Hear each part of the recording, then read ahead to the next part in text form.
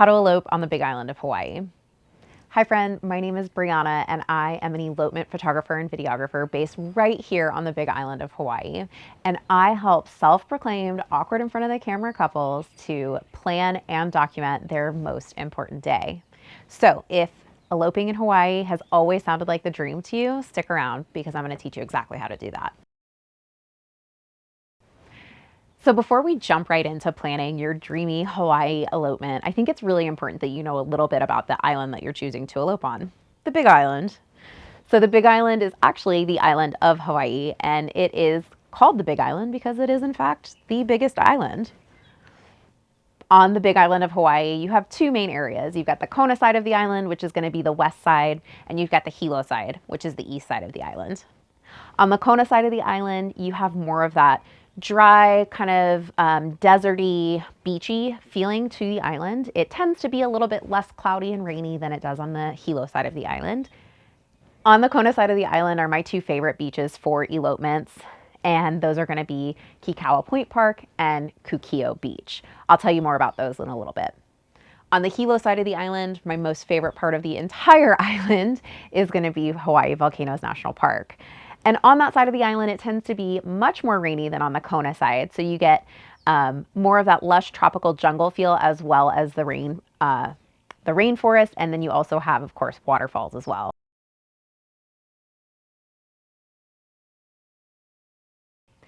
So as we start thinking about planning your Hawaii elopement, you're probably wondering, where should I even fly into? How am I going to get around this island? So when you're coming to the Big Island, you've got two options for airports. You've got the Kona airport on the Kona side of the island, and you've got the Hilo airport on the Hilo side. Both airports are relatively small, but have a pretty good number of flights coming into and out of the airports, and they're both pretty efficient to get through security as well. Once you're here on the Big Island, I literally cannot recommend enough having a rental car. You cannot rely on public transportation, ride shares like Uber and Lyft, or even taxis for that matter. They just aren't widely available, and there isn't enough of a demand for people to choose that as their job or even their side jobs. So having a rental car is a total must. And if you're already going to be renting a car, you might as well upgrade to a four-wheel drive vehicle. When you have four-wheel drive, you have access to more beaches that have more rugged access, and you also have the opportunity to go to the summit of Mauna Kea.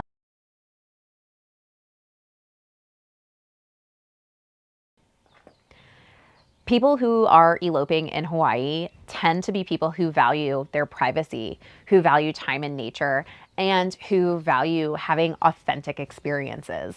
Yeah, Hawaii is a little bit touristy. It is our state's number one source of income. But there's something about the Big Island that if you ask anyone who has visited the other islands, it still feels like it has the aloha spirit. When you're coming here and you're visiting, if you're coming and you're bringing aloha and showing respect to the people who live here and specifically to Native Hawaiians, then you're not really going to have very many issues. In fact, people are probably going to be really, really willing to share their family stories or stories about the land, stories that are important to Hawaiians culturally as well. So if you're somebody who does value Native cultures and you value time in nature and you value a little bit more of that privacy and feeling like a little bit of a local when you're visiting somewhere, then the Big Island is honestly perfect for you.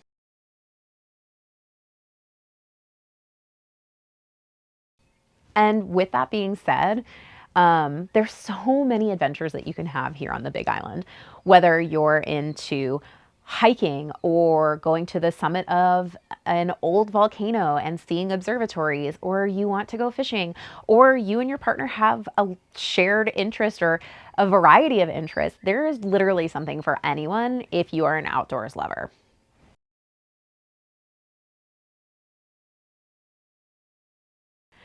Okay, so at this point, you're probably sold on eloping on the Big Island of Hawaii, and now you're like, okay, Bree, how the hell do I make this happen? I have a ton of questions. Well, I've got some answers for you. As far as legally getting married in the state of Hawaii goes, it's actually not that difficult. Of course, you have to be 18 years old, you have to show proof of ID, you can't marry your sister, although you could marry your cousin. But you do have to apply for a marriage license online, and it costs $65 to apply for that license. But the most important thing I want you to take away from this section is that within 30 days of your wedding day, you have to meet with a licensing agent. And this is a non-negotiable. If you want to legally be married in the state of Hawaii, you have to see a licensing agent. And they're going to be the person who confirms your identity and makes sure that all of your documents are in place. So if you know that you want to elope in Hawaii in 6 months and you have a date picked out, go ahead and make an appointment with your licensing agent like now, because there's only a few on the big island of Hawaii. And if you wait until you get here, there's no guarantee that you'll actually get the appointment with the licensing agent. And so you can have a ceremony, but you won't actually be married. And then you'll have to go deal with like all the courthouse stuff when you get home. And if you want to get married here in Hawaii, you don't want to deal with that. You also need to book an officiant.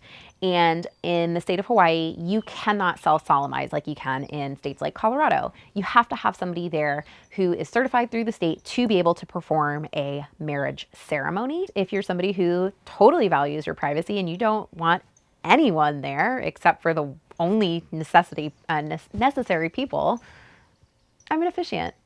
I can not only document your day, but I can also be the one to legally declare you married. So you only have to have one other stranger there to make sure that your wedding happens and that it is legal.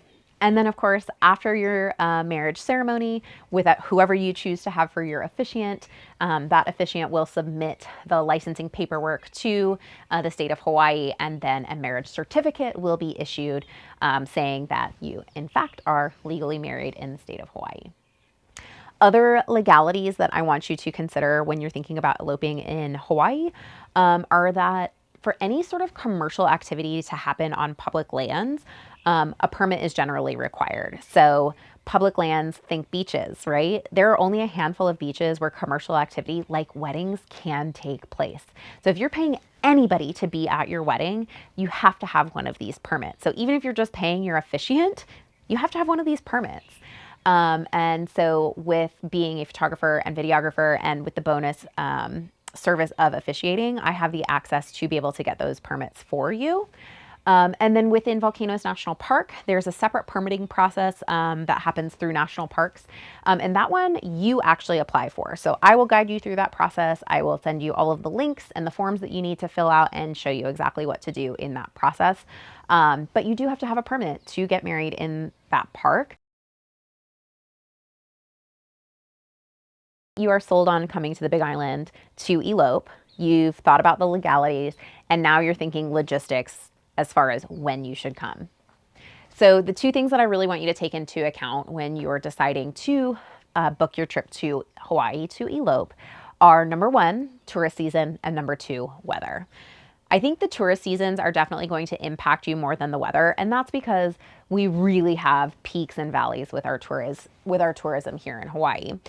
So I like to think about it as a school calendar. When kids are in school, we have fewer tourists. When kids have scheduled school breaks, like winter break, spring break, and summer break, we tend to have a lot more tourists. And families tend to come to the Big Island because number one, it is a little bit more affordable, but number two, there is literally something for everyone here on this island. So we see a lot of families here who enjoy adventures. So if you want to avoid all of that, you want to look at a school calendar and come when kids are scheduled to be in school. My favorite months to be on the Big Island when there's not so many tourists are going to be September and October, and definitely February and April. September can be a little bit warmer. October, the weather is absolutely perfect. February can be a little bit cooler depending on where you're staying, and April tends to be a really great month as well.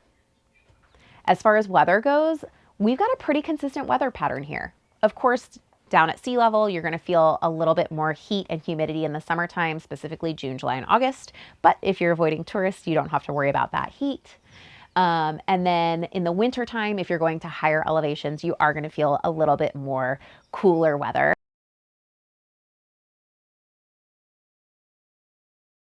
Okay, so at this point, you know what time of year you're going to come to the Big Island to elope, and now you're like, okay, Bri, now I just have to decide where I actually want to have my elopement experience at. And like I mentioned, the Big Island is so diverse. You have so many options, and in the packages that I offer, we can even explore multiple options throughout your wedding and elopement weekend. But I have three top favorites that I want to share with you today. I'm going to start on the Hilo side with Volcanoes National Park. I've already mentioned it, but I love that Park. It is absolutely beautiful, just an incredible place to be and experience new land literally being formed. I mean, I get goosebumps just thinking about how beautiful that place is. Specifically within Volcanoes National Park, there are a handful of places that you can actually have a wedding ceremony.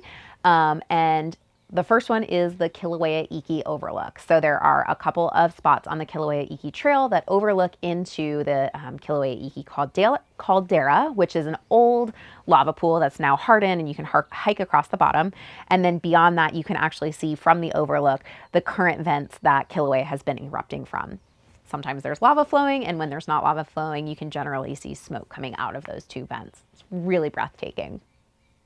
Also within Volcanoes National Park is the Chain of Craters Road, and that ends at the Hawaii Sea Arch and a coconut palm tree grove that is really, really, really, really unpopular, and it's wildly beautiful.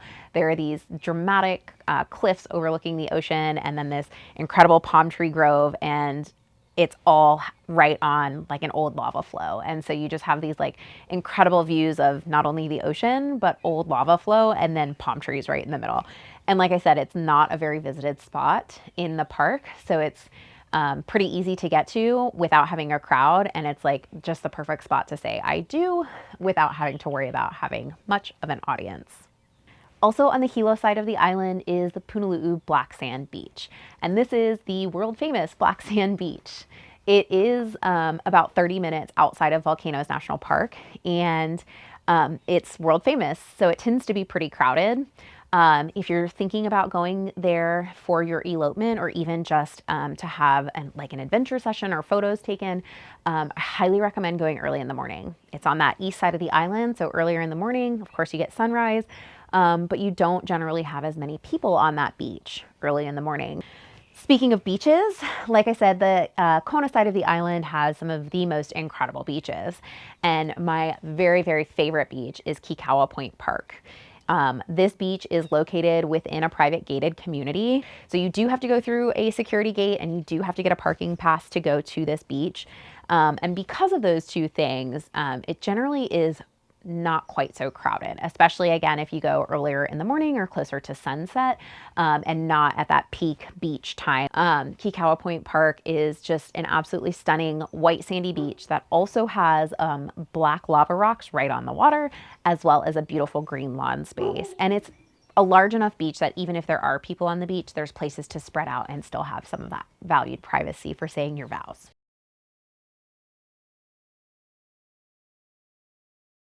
I have a feeling that you're already leaning one way or another, or you want to do both sides of the island while you're here to elope.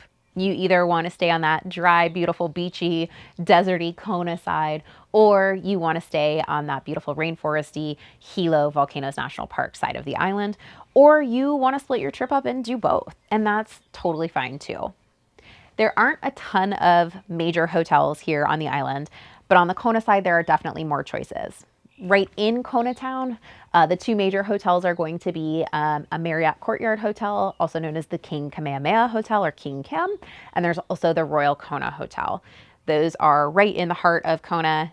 There's also a resort area north of Kona called Waikoloa. And in that area, you've got hotels like the Hilton Waikoloa. You've also got more upscale hotels like the Manalani, and you also have like the Fairmont Orchid in that area as well. Again, really beautiful area of the island, but definitely more remote outside of Kona.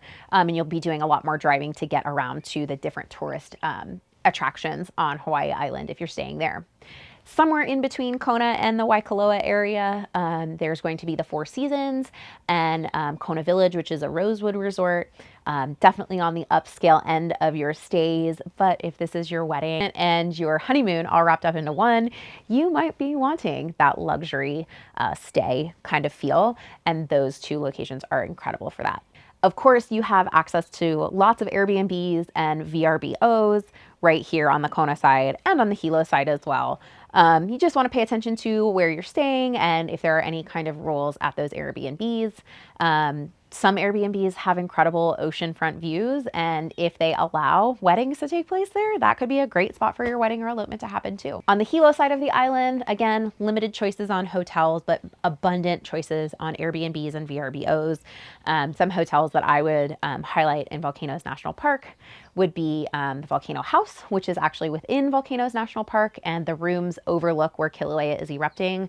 So if you happen to get lucky and time your stay during an eruption, you can see the eruption actually happening from your hotel room, which is pretty cool. Definitely an older property and has that kind of older charm to it, if you know what I'm saying. And then also in Volcanoes is the Volcano Inn, and that's just going to be right outside of the park. But again, a really nice little hotel that's within a very easy driving distance to the park. On the Hilo side, again, a couple more options for hotels, but nothing on that upscale resort status like we talked about on the Kona side.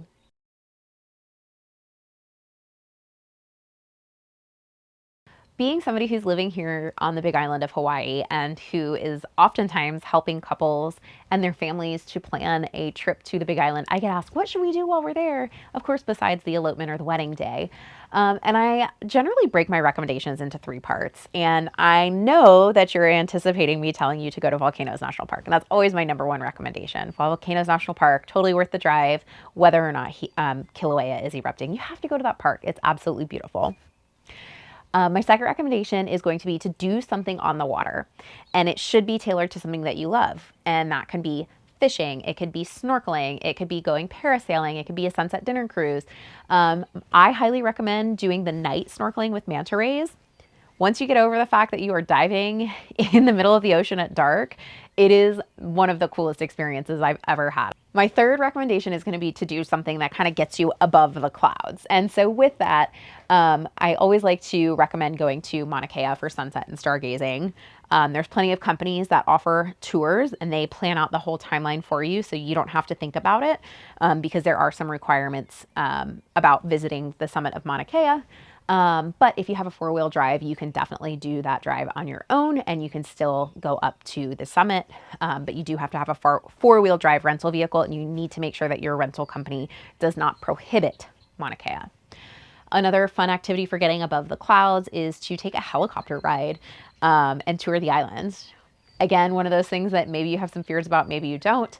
But if you can get over the fact that you're in a helicopter, it's a really, really cool way to see the island from above. Another fun way to get above the clouds is to go on a Kona coffee tour. And most of the coffee farms here in Kona are actually below cloud level, but it is something that gets you a little bit higher up in elevation, above sea level anyways. But it's really cool to be able to take a coffee farm tour, especially if you are a coffee drinker. You learn so much about coffee production and then why Kona coffee is so expensive compared to something, say, like Maxwell House. Some other fun activities that don't necessarily fall into any of my categories are going to be to go see the waterfalls. There's a couple that are easily accessible on the Hilo side, like Rainbow Falls. It is right off of the road. It's an easy walk and it is wheelchair accessible. There's also a Kaka Falls on the Hilo side of the island. And that is a little bit of a harder hike, not anything too crazy, but it is about a mile or so loop to be able to see that waterfall. And it's a pretty dramatic, tall waterfall that, like I said, you do have to do a little hike to get to, but even the hike itself is gorgeous. Another really fun thing to do is an ATV tour. I really love the ones in Kohala, which are the north end of the island, because you get some pretty cool views of the ranch land that is up in the north side of the island, but you also get some cool views of some of the valleys that are on the north side of the island too.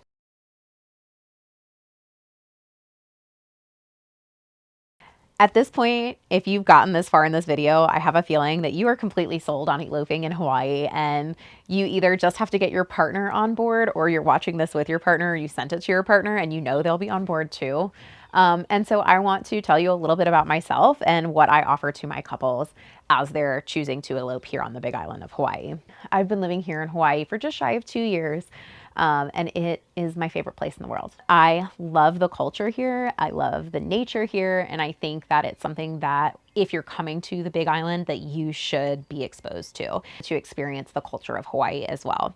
And that's more than just going to a luau at the resort, right? It's going to national historic sites. It's learning about King Kamehameha and how he united the islands and why he's so important to the Hawaiian people. It's learning that hula is not just shaking your hips, it's actually stories about Hawaiian people, and that's their recorded history is through hula. So if you're somebody who appreciates that kind of thing, I'm going to be sharing that love for you when you book me to be your elopement photographer and videographer. I'll share every bit of knowledge that I have, and I'll tell you what I don't know, and then we'll Google it together. When couples book me to be their elopement photographer and videographer, like I mentioned, I do help with the planning piece for elopements. Of course, I'm going to offer you plenty of guidance as far as getting your marriage license and then a permit to go into Volcanoes National Park and actually get married there if you decide to do that. And then if we're getting you married on a beach, I'll be sure it's on a beach where we can get the actual permit so that we're doing everything legally and, of course, respectfully as well. I'm always happy to connect you with other local vendors here on the island. I think it's super important that we do support local vendors and that we support local people who are giving back to the community in some way. If you're coming here, please support our local economy, and I will help you to do that with my vendor recommendations. Finally, one of the things that my couples love most about me is that I listen to what your vision is for your elopement day, and I'm going to help you to make it happen. I'll tell you where we can do things legally, and I'll tell you where things cannot happen legally or respectfully for that matter. My goal is to hear what your vision is and to make it a reality and to document it for you.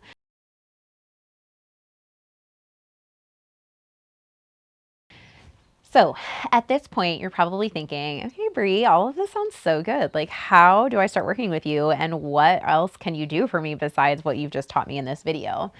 And I want to leave you with this. And that is my number one job as your wedding photographer and videographer is to document your day. And I am the type of photographer and videographer who documents through connection. And that sounds kind of vague, but hear me out.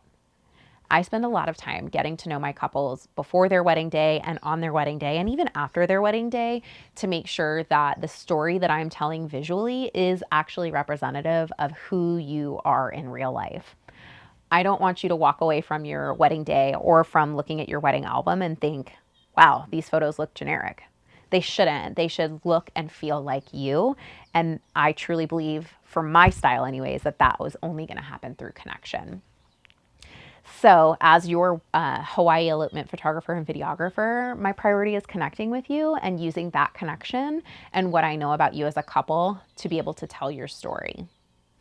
That being said, there are some like actual logistical packages that I offer, and those are just a place to start from for my couples that I find cover the most needs. And then we can, of course, tweak and customize packages from there.